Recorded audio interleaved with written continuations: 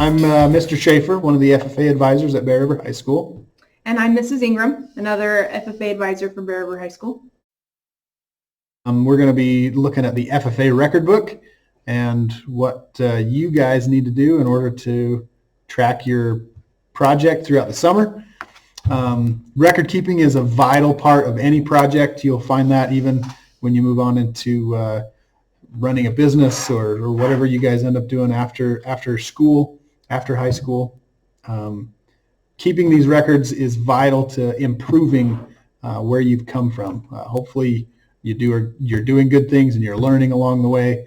And then as you keep those records, you'll know where you've been and what's happened so that you can make better decisions in the future and always improve upon that project. So let's look at some of the requirements that we'll have in the FFA record book to receive your check after the fair and the sale has happened.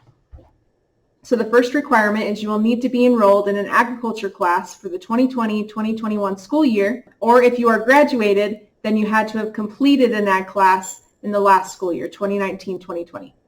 You must also provide verification of thank yous to buyers and boosters. This could be in the form of a picture of your thank you cards, or you could bring your thank you cards in. You can photocopy your thank you cards. Just provide some sort of verification or proof that you did thank your buyers and boosters. For the record book, you will need to have your student profile complete and it must show 100%. You will need to have your experience set up in your record book and completed the plan. You will need to have your current FFA activities recorded.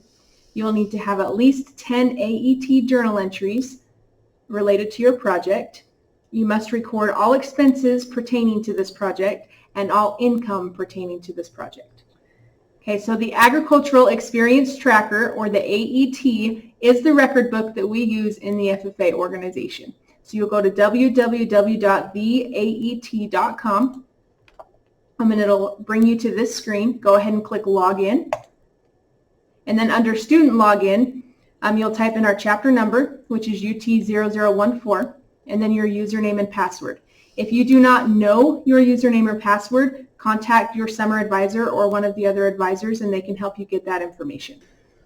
Once you get logged in, this is the page that will come up. It's your student dashboard. This is where you access all parts of the record book. Like we said earlier, on the requirements, the first step is going to be making sure that your profile is up to date. So we're going to click on this card here, which will take us to our profile options. And there's a lot here.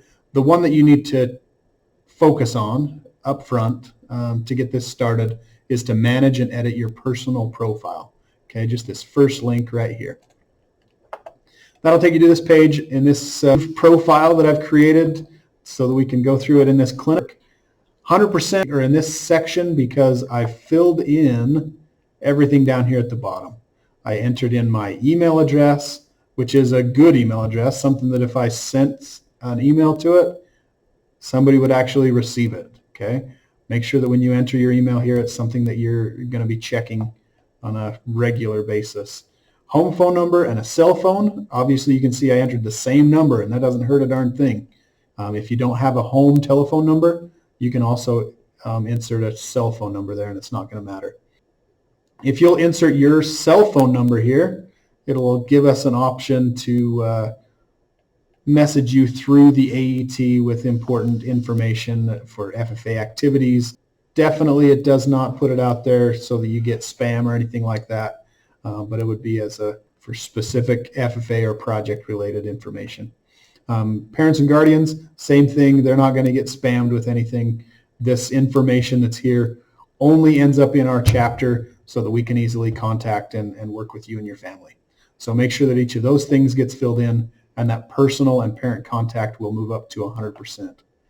In order to get 100% in your basic profile section up here, you're going to have to edit these two boxes, the demographics and the mailing address. So let's look first at demographics. The only thing that we absolutely need in this box is the year that you graduate.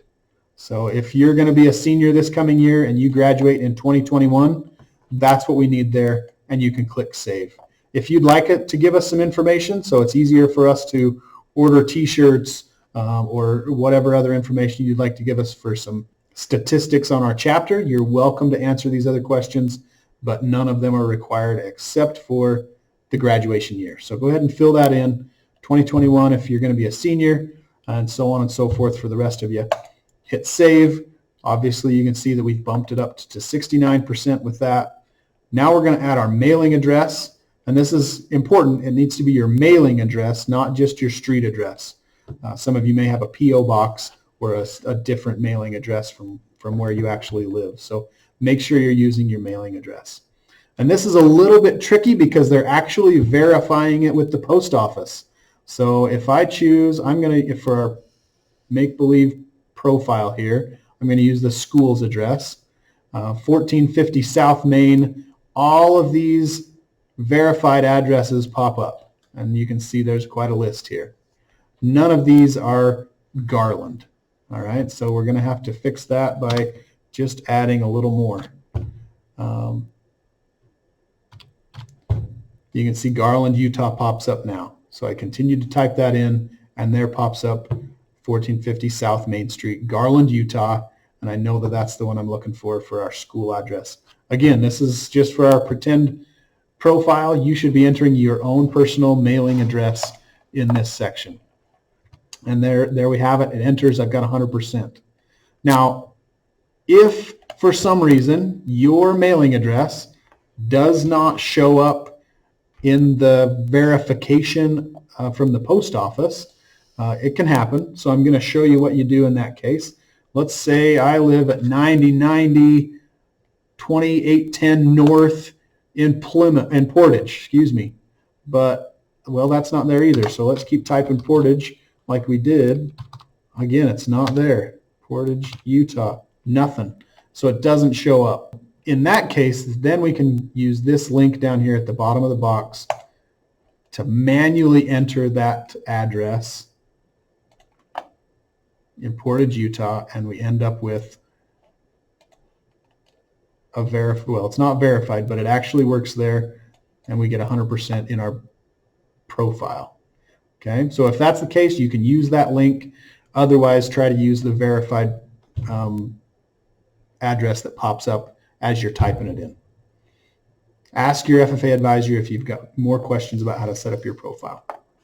So the next part of your records that you will have to complete is called the Project Experience Manager, and you can access this a couple of different ways in the record book, but the easiest way is to go ahead and click on that profile button and then click on Project Experience Manager. It is in the second column right here.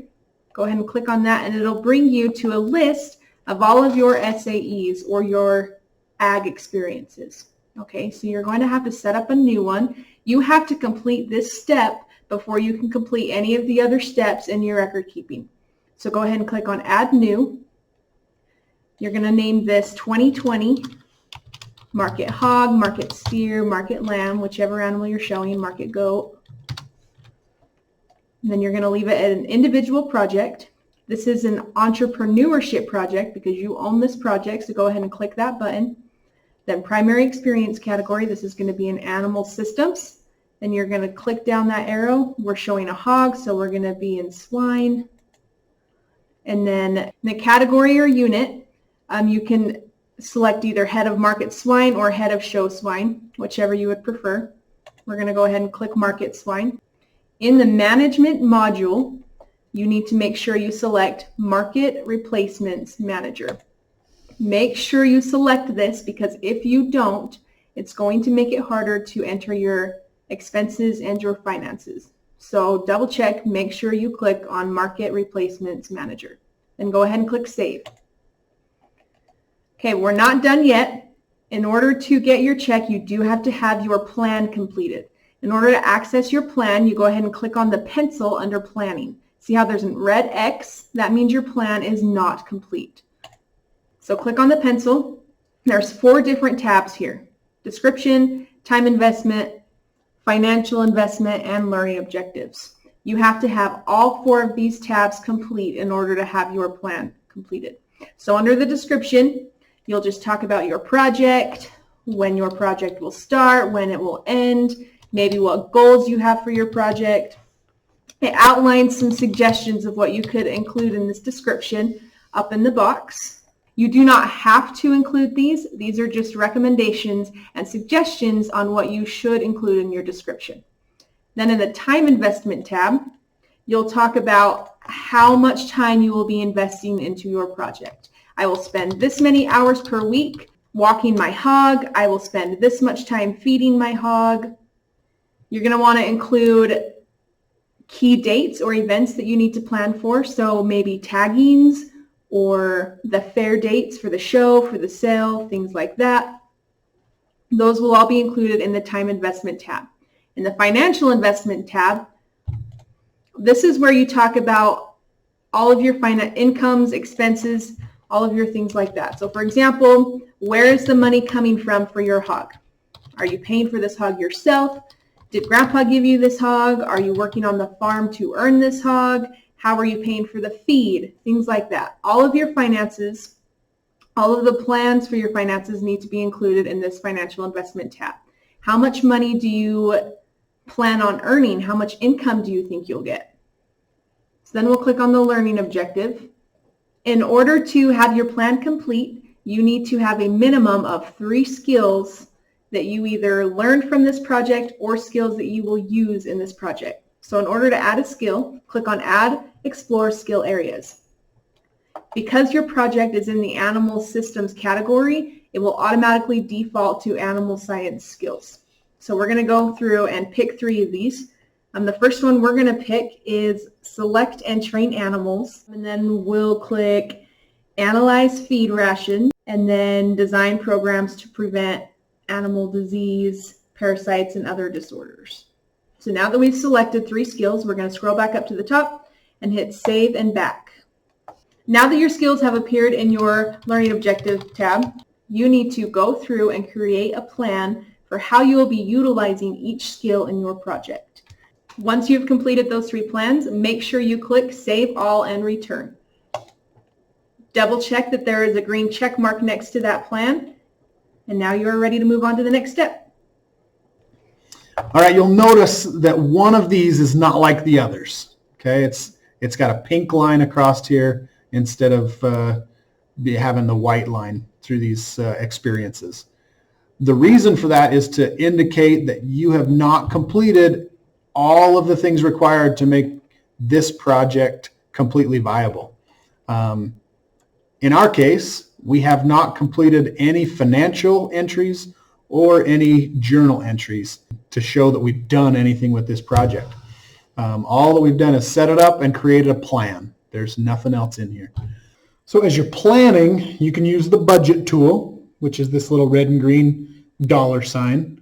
And that would be really nice for you to have an idea of where you're going. But throughout the summer and throughout the time you have your project, you need to be keeping track of your money coming in and going out, mostly going out at this point, because the only income you're going to make is when you sell your animal and get your boosts after the sale. So to do that, we're looking at the financial tab up here. So we're going to click on that and find our market manager. Okay, we set that up when we did our initial setup of the project. So we can use this to say, I'm going to buy a new animal now. This button right here allows us to purchase the animal that we'll be using for our market hog for 2020. In order to make sure that we're in the right project, this drop-down box will select which project we're in. So make sure if you've got multiple projects, you've selected the right one. The one we were looking at for this clinic is the 2020 market hog. So I select that one. I'm going to purchase a new animal. In the case where you have just purchased this animal outright, I bought that from John Doe, or whatever his name is. Okay, it happened on whatever day it happened. Maybe you purchased that hog back in April, on the 15th of April. Okay, and in this case, it's going to be inventory for resale. So we will leave that drop-down box just the way that it is. How much did you purchase it for? Maybe you bought that hog for $250. Okay, so we've got the one head that's there, and it weighed, let's say it weighed 100 pounds when we bought it. Great. We were able to move on and make it happen. Save that, and it'll return us back to our market manager. And now we can see that we've got this line here with our market hog. You're welcome to change the name of that animal. Maybe you got the tag number when you tagged it, and we can call it number 4825. Maybe you want to name him Pork Chop. I don't know. We can save that, and we know who we're talking about now. Okay. In a situation where you don't purchase your animal with money from your bank account, you may need to do it a little bit differently. In that situation, let's say your parents allow you to work on the farm in exchange for that animal that you'll take to the fair. Or maybe grandpa gives it to you as a gift right up front. And in those cases, you're going to enter that new animal a little bit differently. In that case, we're doing a non-cash entry. Once you've clicked on that link, it brings up a couple of options, and you can see the two that we'd be looking at in those cases. With grandpa giving you an animal, or whoever it was, you can click on receive a gift. When you've received a gift, there's no money that changes hands, but you've received something of value. And in this case, it was an animal that you're going to take to the fair. It shows up a little bit differently, but you're going to show that that is an inventory for resale because you will be selling that animal later on in the summer. So you click that bubble and give me a value of what that animal was worth, because it does have a value. It's not zero. That animal was probably worth something. And in the case of our other animal that we bought on April 15th, it was $250. So let's say that would also be the value of this one. So you can enter that value there. Show that we are talking about the 2020 Market Hog Project. Again, it's a drop-down box. You can select any project you want, but make sure you're using the one that this animal is linked to. You can save that now, and now we've got two animals. In this case, we've got our market hog that I just got as a gift. We've also got pork chop in there that I bought outright for $250. If it's the situation where there's a labor exchange, so you're working on the farm and mom or dad gave you that animal as an exchange, you click on that link there. It looks very similar to the gift page. Same deal, $250 value or whatever it is, and again, inventory for resale.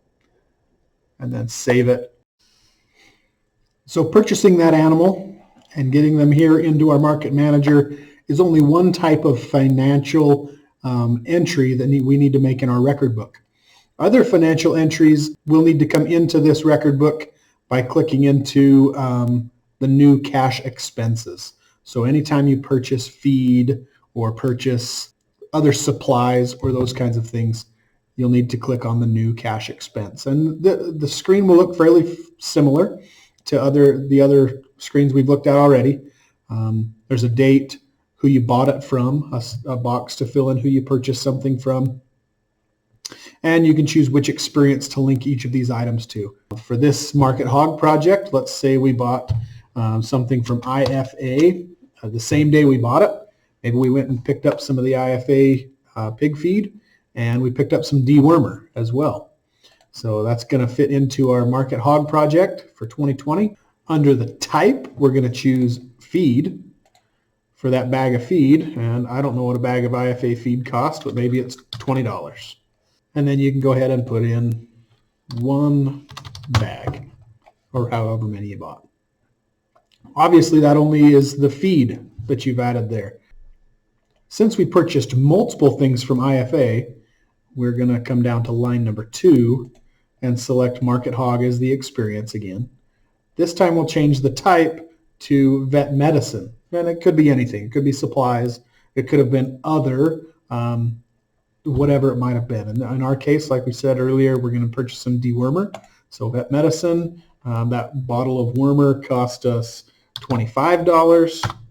And we're going to put in the memo here, dewormer. And then we can hit save and return to go back to our market manager, or save and enter another if we have something else to purchase at a different store or a different vendor, okay, if we purchase something else somewhere else.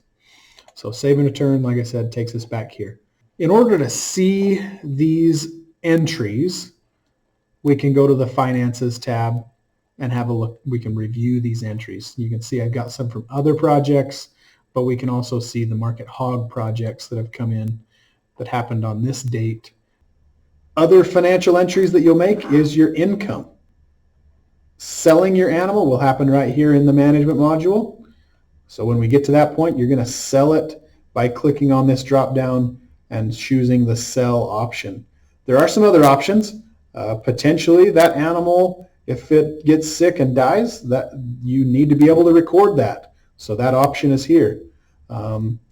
Other options, maybe you decided not to take that animal to the fair, or you decide not to sell it at the auction, and you're going to keep it at home to fill your own freezer or whatever it might be.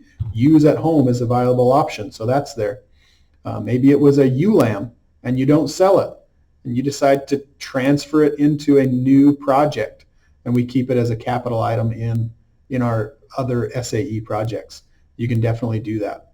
But in our case, most of the time, you guys are all going to take it to the auction and get that animal sold. So you'll select sell, and that animal it'll give you an option to show how much you sold it for. So it won't let me enter the August date, but I can enter a date that's already happened, and it's a cash or market sale. Okay, you could also select the stock show sale. That would be more realistic for what we're looking at. We're not just taking them down to Anderson Livestock and Willard. You're going to need to know who bought your animal. Maybe the Bear River Animal Hospital bought it as well because you've been frequenting their business and they want to give back. And maybe you sold this animal for a whole bunch of money. You got $1,000 out of it. And at the fair, it could have weighed 275 pounds. Save and return. Now we know that that animal has been sold. It shows up here as receiving $1,000 for it. You can also enter your other income through the Finance tab. The last bit of income that you're going to get are your boosts. Your boosts come in as cash entries. So select cash income and tell me who each of those individuals were that boosted you. Grandma gave you $20 and boosted you. In this case, you're probably going to choose other income because it wasn't a sale. They didn't get anything from what the money they gave you. It was other income, and you can call that a boost. Each individual that boosted you should go in as separate new income transaction. So you hit save and enter another, and then when you got it from your uncle, same day, market hog experience, and in the other income, your uncle gave you $10. Again, that's a boost. And you can continue down the list of everybody that's boosted you and hit save and return, and we can see all of the financial entries that we have made for this project, for the 2020 Market Hog project. If you've got questions about entering those finances, making sure you know where each of those things goes, you're always welcome to check with your FFA advisors. Okay, now that we've got animals in our market manager, we can now start keeping track of them and managing them.